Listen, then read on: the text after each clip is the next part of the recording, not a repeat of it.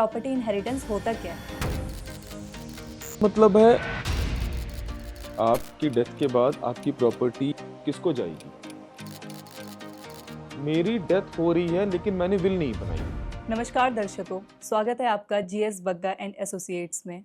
मेरा नाम है पूजा रावत। आज मैं आई हूँ कुछ ऐसे सवाल लेके जिनकी जानकारी होना हम सबको जरूरी है। आज का टॉपिक हमारा है प्रॉपर्टी इनहेरिटेंस। क्या होता है प्रॉपर्टी इनहेरिटेंस? आइए हमारे साथ जुड़े हैं एडवोकेट जीएस बग्गा जी। नमस्कार। तो सर शुरू करें। बिल्कुल शुरू करते हैं। मेरा आपसे पहला सवाल ये है कि प्रॉपर्टी इनहेरिटेंस होता क्या है? देखिए, प्रॉपर्टी इनहेरिटेंस का मतलब है अगर आपकी कोई प्रॉपर्टी है, जी। आपके जाने के बाद वो किसको जाएगी, उसे प्रॉपर्टी इनहेरिटेंस कहते हैं। अब प्रॉपर्टी इनहेरिटेंस दो तरीके से होता है, एक थ्रू विल या इंटरस्टेट। अच्छा सर, ये बताइए, अभी आपने बोला विल, तो ये विल होता क्या है? एक्चुअली हम सब घर में सुनते हैं कि बड़े लोग कहते हैं कि मरने से पहले हमें विल बनाना चाहिए। विल होता क्या है, जरा इस पे रोशनी डालिएगा। देखिए, विल का मतलब है अगर आपकी कोई प्रॉपर्टी है जी। और आप अपनी इच्छा जाहिर करते हैं रिटर्न में कि आपके जाने के बाद आपकी वो प्रॉपर्टी किसको जानी चाहिए। फर्ज कीजिए आपके पास एक फैक्ट्री है और दो फ्लैट हैं। जी। तो मेरी वाइफ और दो बच्चे हैं, ठीक है। मैं चाहता हूँ कि मेरी डेथ के बाद मेरी जो फैक्ट्री है वो मेरे बड़े बेटे के पास जाए, एक फ्लैट मेरी वाइफ के पास जाए और एक फ्लैट मेरे छोटे बेटे के पास जाए। तो उसके लिए बहुत ज़रूरी है कि मैं विल बनाऊं, विल में अपनी इच्छा जाहिर करूं कि मेरे डेथ के बाद ये चीज़ उसके पास जाए, ये चीज़ उसके पास जाए। रिटर्न में बनाइए और विल को हमेशा रजिस्टर कीजिए, इसे विल कहते हैं। सर, आपने एक वर्ड बोला इंटरस्टेट, वो होता क्या है? बहुत अच्छा सवाल है। देखिए, जैसे मैंने अभी आपको बताया, विल का मतलब होता है कि आप अपनी इच्छा जाहिर करते हैं कि जी। मैं किसको क्या देना चाहता हूँ। हम्म। इंटरस्टेट का मतलब है मेरी डेथ हो रही है लेकिन मैंने विल नहीं बनाई कि मैं किसको क्या देना चाहता हूँ, तो मैंने अपनी इच्छा बताई नहीं और अनफॉर्चुनेटली मेरी डेथ हो गई। अब मेरे पास एक फैक्ट्री है, जी। दो घर हैं, वाइफ और दो बच्चे हैं। अब क्या होगा, किसके पास क्या जाएगा? विल में तो मैंने इच्छा जाहिर कर दी कि बड़े बेटे के पास फैक्ट्री जाएगी और मेरे छोटे बेटे और वाइफ के पास एक एक घर जाएगा। अब इंटरस्टेट का मतलब है कि अब इन तीनों के पास तीनों प्रॉपर्टीज में बराबर का हिस्सा रहेगा। मतलब एक तिहाई एक तिहाई एक तिहाई। फैक्ट्री में वाइफ और दोनों बच्चों का एक तिहाई हिस्सा रहेगा और दोनों फ्लैट्स में भी एक तिहाई एक तिहाई एक तिहाई हिस्सा रहेगा। अब क्योंकि मैंने इच्छा जाहिर नहीं की थी, तो वो तीनों मालिक हैं तीनों प्रॉपर्टीज के, उसे इंटरस्टेट कहते हैं। और अच्छा। वो हमेशा फुल ब्लड रिलेशन के लीगल हायर्स को पहले जाता है। फुल ब्लड का मतलब है कि बायोलॉजिकल जो मेरे बच्चे हैं या अडॉप्टिव बच्चे हैं और मेरी वाइफ को, वो पहले क्लास 1 कहते हैं उसको। जी। सीधी सीधी बात की जाए तो मेरे बच्चों को और मेरी वाइफ को जाता है वो। जी।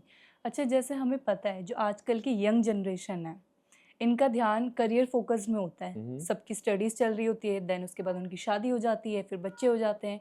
तो इस जनरेशन को पता नहीं है हम्म। कि प्रॉपर्टी इनहेरिटेंस होता क्या है। हम्म। तो क्या हमारी जो जनरेशन है 20s से 30s की जनरेशन को ये जानना ज़रूरी है कि प्रॉपर्टी इनहेरिटेंस होता क्या है?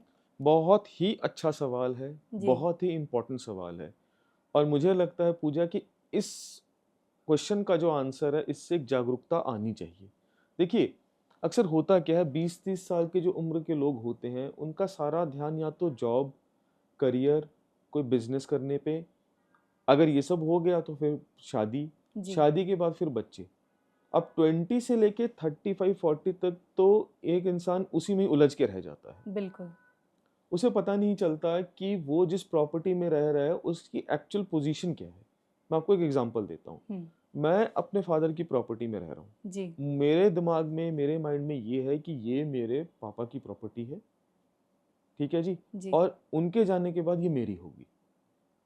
मुझे ये भी पता है कि ये मेरे ग्रैंडफादर से मेरे पापा के पास आई थी, दादाजी की प्रॉपर्टी थी। जैसे कई बार कहते नहीं है लोग कि ये आप यहाँ कब से रह रहे हैं, हम कहते हैं जी हम तो बहुत पुराने रहते हैं, पहले हमारे दादा रहते थे, हम्म। अब हमारे पिताजी रहते थे उसके बाद, और अब हम रहते हैं। अब फर्ज कीजिए आपके दादाजी के 3 बच्चे थे। जी। एक तो आपके पापा हो गए, हम्म। एक चाचा और एक ताए हो गए। अब आपके पापा तो रह रहे हैं, लेकिन पेपर्स में आपके ग्रैंडफादर ने आपके पापा को वो प्रॉपर्टी ट्रांसफर नहीं की। इसका क्या मतलब हुआ? इसका ये मतलब हुआ कि आप रह तो रहे हैं, लेकिन ऑन पेपर आपके दादाजी अभी तक मालिक हैं। जी। तो आपके दादाजी के 3 बच्चे, तो उस हिसाब से आपके फ्लैट में 3 हिस्से हो गए, 1/3, 1/3, 1/3।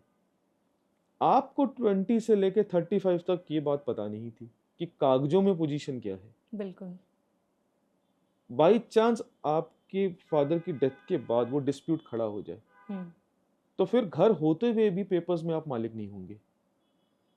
तो 20 से 35 या 30 तक अगर बच्चे ये समझ लें कि एक्चुअल हमारे फादर के पास क्या प्रॉपर्टीज हैं, ऑन पेपर टाइटल की क्या पोजीशन है, तो वो प्लान बना सकते हैं कि यार इतना तो हमारे फादर के पास है, उसमें भी मैं हूँ, मेरा भाई है, मेरी मदर है, हम 3 हैं, हमारे को इतना इतना मिलेगा। तो मुझे शादी के साथ तुरंत ही अपनी वाइफ से, अपने हस्बैंड से डिस्कस करना स्टार्ट कर देते हैं, भाई देखो ऐसा तो है, लेकिन कल को अगर हम अलग होना चाहें तो हमारे पास इतने पैसे और होने चाहिए कि हम अपना घर ले सकें। जी।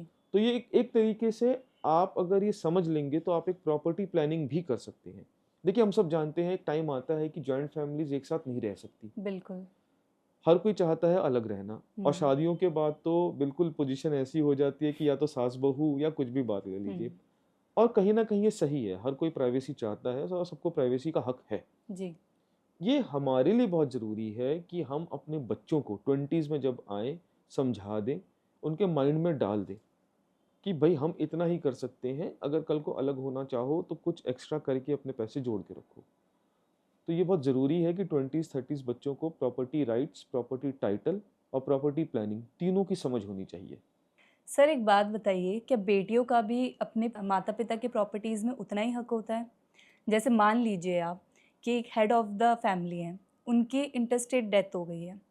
अब उनकी वाइफ़ है, उनकी एक बेटी है और उनका एक बेटा है, और उनके पास 2 फ्लैट है और एक फैक्ट्री है। तो वो इन तीनों के बीच में कैसे बँटेगा? क्या बेटी को उसका हक मिलेगा? क्योंकि ऐसा समाज कहता है कि बेटियाँ तो पराया धन होती हैं, वो तो शादी करके दूसरे घर चली जाएगी और उसके शादी में ही उसको हम सब दहेज दे देंगे, उसको पैसा दे देंगे, उसके बाद प्रॉपर्टी में उसका कोई हक नहीं होगा। तो ये बात कहाँ तक सही है? इंडियन लॉ इस पे क्या कहता है? ज़रा इस पे रोशनी डालिएगा। बहुत अच्छा सवाल है पूजा। 2005 के बाद जी। लॉ चेंज हो गया है, उसमें ये आया है कि लड़कियों का पूरा हक है, इक्वल राइट्स होते हैं, भले ही वो लड़की सिंगल हो, मैरिड हो, अनमैरिड हो, विडो हो, कुछ भी उसका स्टेटस हो। उसके फादर की अगर डेथ हो जाती है, इंटरस्टेट है, तो जितनी भी प्रॉपर्टीज हैं, जैसे अभी आपने कहा फैक्ट्री है और 2 घर हैं, जी। और सपोज कीजिए एक भाई और वो खुद है और एक मदर है, तो भाई बहन और मदर हो गए, जी। तो तीनों का 1/3 1/3 1/3 तीनों प्रॉपर्टीज में हिस्सा रहेगा। अब भाई ये नहीं कह सकता कि वो फैक्ट्री मेरी है, मैं उस पर काम करता हूँ तो मैं तुझे हिस्सा नहीं दूंगा, ऐसे नहीं हो सकता, तीनों का बराबर का हिस्सा है। आपने बहुत आसान भाषा में हमें बहुत कुछ समझा दिया है। हम्म। तो दर्शकों, ये तो थे मेरे सवाल। अगर आपके भी कोई सवाल हो तो कमेंट में ज़रूर पूछिएगा, सर आपका जवाब ज़रूर देंगे। क्यों वकील साहब? बिल्कुल। धन्यवाद। धन्यवाद।